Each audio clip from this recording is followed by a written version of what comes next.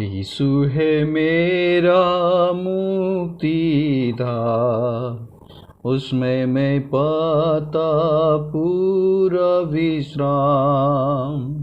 यीशु है मेरा मुक्तिदाता, उसमें मैं पाता पूरा विश्राम।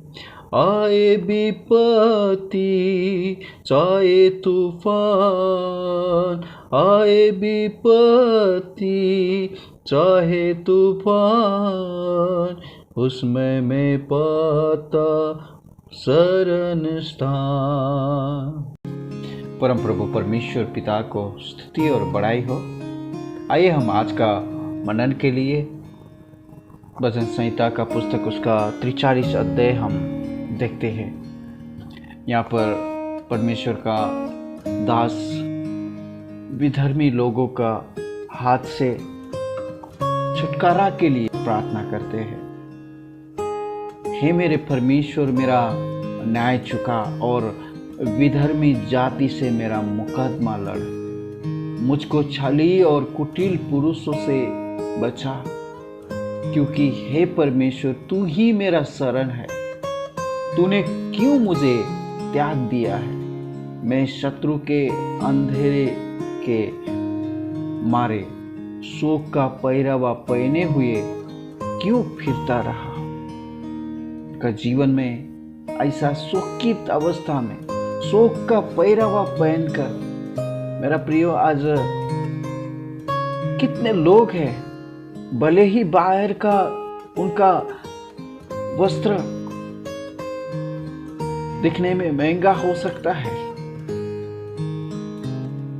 बहुत कलरफुल हो सकता है, परंतु किसी व्यक्ति का शोक का पहरावा कोई भी नहीं पहचानता, कोई भी देख नहीं सकता है। यहाँ पर भी भजनकार कहता है ये बाहर का वस्त्र के बारे में नहीं जाहिर कर रहे हैं, परंतु इस शोक का पहरावा पहने हुए क्यों फिरता रहा, ऐसा एक परिस्थिति के संबंध में वो जाहिर करता है। मेरा प्रियो, वस्त्र के बारे में जब हम पढ़ेंगे तो धार्मिकता के वस्त्र, जो कोई प्रभु यीशु मसीह के नाम से बपतिस्मा लिया गया, उन्होंने प्रभु यीशु मसीह को पहन लिया। एक वो पहरावा को एक बात हम देख सकते हैं। यहाँ पर शोक का पहरावा यहाँ पर आप और मैं देख सकते हैं। शोक का पहरावा कैसा एक शोकित होकर वेदना भरी जीवन को लेकर यहाँ पर भजनकार अपने आप को जाहिर करते हैं और 3 वचन में अपने प्रकाश और अपनी सच्चाई को भेज, वे मेरी अगुवाई करे, वे ही मुझको तेरे पवित्र पर्वत पर और तेरे निवास स्थान में पहुंचाएगा। मेरा प्रियो, इस संसार में जब हम टूट जाते हैं, इस संसार में हमारे लिए कोई न्याय करने वाले नहीं होते, इस संसार में हमारे लिए कोई आशा नहीं रहता है, उसी समय में एकमात्र आशा हम देख सकते हैं। पहला पत्रुस का पत्री उसका पहला अध्याय उसका 3 वचन में हम देखते हैं, हमारे प्रभु यीशु मसीह के परमेश्वर और पिता का धन्यवाद हो, जिसने यीशु मसीह के मृतकों में से पुनरुत्थान के द्वारा अपनी बड़ी दया से हमें जीवित आशा के लिए नया जन्म दिया है। और इसी का 6 वचन कहते हैं, और इसी कारण तुम मगन होते हो, यद्यपि अवश्य है कि अब कुछ दिन तक नाना प्रकार की परीक्षाओं के कारण दुखी रहे थे। मेरा प्रियो, मेरा कहने का मतलब ये नहीं है कि संसार में प्रभु यीशु मसीह ने भी कहा कि तुम रोओगे, संसार आनंद करेगा। एक बच्चा जनने वाली एक स्त्री का समान तुम्हें वेदना होगा।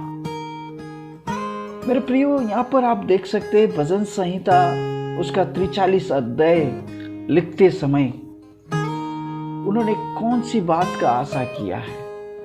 तीसरा वचन कहते अपना प्रकाश और अपनी सच्चाई को भेज। जब हम नया नियम में आते हैं, यूहन्ना लिखित सुसमाचार 8 अध्याय 12 वचन, मैं जगत की ज्योति हूँ। और 14 अध्याय का 6 वचन में प्रभु ने कहा मैं सत्य हूँ।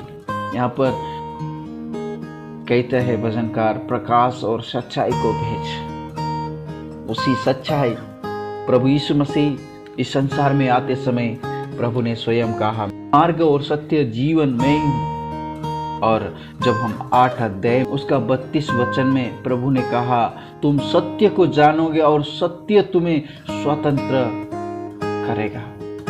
ऐसा एक परमेश्वर हमारे लिए और आपके लिए एक आशा का बीज बोते हुए यहाँ पर प्रभु यीशु मसीह स्वयं कहते हैं। उसका 35 वचन में, दास सदा घर में नहीं रहता, पुत्र सदा रहता। इसलिए यदि पुत्र तुम्हें स्वतंत्र करेगा तो तुम सचमुच स्वतंत्र हो जाओगे।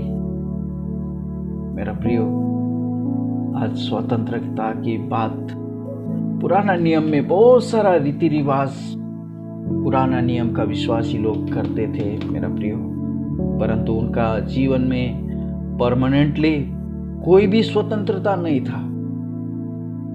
पाप से दबे हुए अवस्था में जीते थे। उनको वो पाप में जीवन का उस गिल्टी, उसको विरोध, विवेक उनको कभी भी शांति देता नहीं था। परमेश्वर को धन्यवाद हो कि आज हम नया नियम में जीने के लिए हमको अवसर मिला। नया जीवन, नया नियम के अनुसार हम प्रभु यीशु मसीह का क्रूस का, मृत्यु का भागी होकर रहने के लिए हमको अवसर मिला। हमारा विवेक में जो कोई परमेश्वर का विरुद्ध में किया हुआ पाप का जो वेदना था, वो सारे वेदना प्रभु यीशु मसीह ने कलवारी क्रूस पर अपने आप को बलिदान होकर प्रभु ने हमें छुटकारा दिया है। मेरा प्रियो, यहाँ पर भजनकार का आशा आप देख सकते हैं, अपने प्रकाश और अपनी सच्चाई को भेज, वे मेरी अगुवाई करें, वे ही मुझको तेरे पवित्र स्थान पर और तेरे निवास स्थान में मुझे पहुंचाए। तब मैं परमेश्वर की वेदी के पास जाऊंगा, उस ईश्वर के पास जो मेरे अति आनंद का कुंड है। और हे परमेश्वर, हे मेरे परमेश्वर, मैं बिना बजा बजा कर तेरा धन्यवाद करूंगा। और 5 वचन देखते हैं, हे मेरे प्राण तू क्यों गिर जाता है, तू अंदर ही अंदर क्यों व्याकुल होता है। परमेश्वर पर भरोसा रख, क्योंकि वो मेरे सुख की चमक और मेरा परमेश्वर है, मैं उसका धन्यवाद करूंगा। इस प्रकार अपने आप को, अपना खुद का हृदय को समझाते हुए भजनकार 42 अध्याय का 5 में आप देख सकते हैं, 42 अध्याय का 11 वचन में आप देख सकते हैं, और 43 अध्याय का 5 वचन में, हे मेरे प्राण तू क्यों गिर जाता है। मेरा प्रियो, कभी कभी बाहर का तकलीफ के कारण, कभी कभी शत्रु का हमला के कारण अपना हृदय को भी संभालना, क्योंकि वचनकार का अवस्था ऐसा था कि 42 अध्याय का 3 वचन में, मेरे आंसू दिन और रात मेरा आहार हुए हैं, और लोग दिन भर मुझसे कहते रहते हैं, तेरा परमेश्वर कहाँ है। ऐसा दुख का समय में, वेदना के समय में उनको सांत्वना कहीं भी नहीं था। और जिस परमेश्वर का भक्त होकर भजनकार जीने के समय में बाकी लोगों का प्रतिक्रिया भी ऐसा ही रहता था कि तुम्हारा प्रार्थना सुनने वाला कोई भी नहीं है, तुम्हारा दुख को याद करने वाला कोई नहीं है, तुम्हारा जिस परमेश्वर को तू प्रार्थना करते हैं उस परमेश्वर भी तुम्हारा प्रार्थना सुनने वाला नहीं है, क्यों इतना करते हो। आज कितने लोगों को ऐसा ही कमेंट करते हैं लोग, उनका दुख, उनका वेदना, उनका तड़प को देखते हुए, इतना प्रार्थना करने से भी तुम्हें क्या मिला, इतना दिन से तुम परमेश्वर का भक्त होकर चल रहे, अय्यूब का जीवन में हम देखते हैं, अय्यूब का खुद का पत्नी ने इतना सब कुछ होने के बाद भी तू और परमेश्वर को भक्ति खराई से उसका भक्ति तू कर रहे, उस परमेश्वर को श्राप दे और मरने का है तो तू मर जा। ऐसा है बात उनका पत्नी ने खुद कही थी। और आज भी हमारे समाज में ऐसा प्रतिक्रिया देने वाले लोगों का गिनती कमी नहीं है मेरा प्रिय। और वचनकार का जीवन में ऐसा बातों का उन्होंने सामना करते हुए जब जीते थे, उसका 42 अध्याय 5 वचन में, 42 अध्याय 11 वचन में और 43 अध्याय 5 वचन में आपने एक ही बातों को वहां पर बार बार दोहराया। आप देख सकते हैं, हे मेरे प्राण तू क्यों गिर जाता है। एक छोटे बच्चे के समान वचनकार अपने हृदय को समझाते हैं, तेरे साथ क्या हो गया है, तू क्यों अपने आप में तू क्यों इतना टूट जाता है। और बहुत बड़ी बात आप यहाँ देखने को मिलता है, परमेश्वर पर भरोसा रख।